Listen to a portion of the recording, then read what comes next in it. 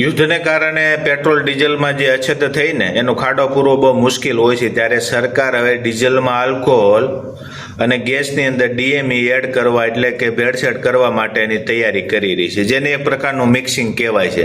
કારણ કે જે રીતે ડીઝલનો અને ગેસનો વપરાશ છે ને, તો એટલી જરૂરિયાત પ્રમાણે કદાચ યુદ્ધની સ્થિતિ થાય, કોઈ પરિસ્થિતિ બગડે તો આપણને પૂરતો સ્ટોક ન મળે, ત્યારે એમના માટે ઓપ્શનલ ઈંધણનો આપણે વ્યવસ્થા કરવી પણ જરૂરી હોય છે. જેવી રીતે પેટ્રોલની અંદર પણ 20% એડ કરવામાં આવ્યું ને, એવી જ રીતે હવે ડીઝલની અંદર આલ્કોહોલ અને ગેસની અંદર ડીએમઈ એડ કરવા માટેની પ્રોસેસ ચાલી રહી છે, જેની અંદર સંશોધન કરવાવાળા વૈજ્ઞાનિક લોકો સંશોધન કરશે કેટલી માત્રાની અંદર આમાં આલ્કોહોલ એડ કરી શકાય, ગેસમાં શું એડ કરી શકાય, એના વિશે સંશોધન કરી રહ્યા છે.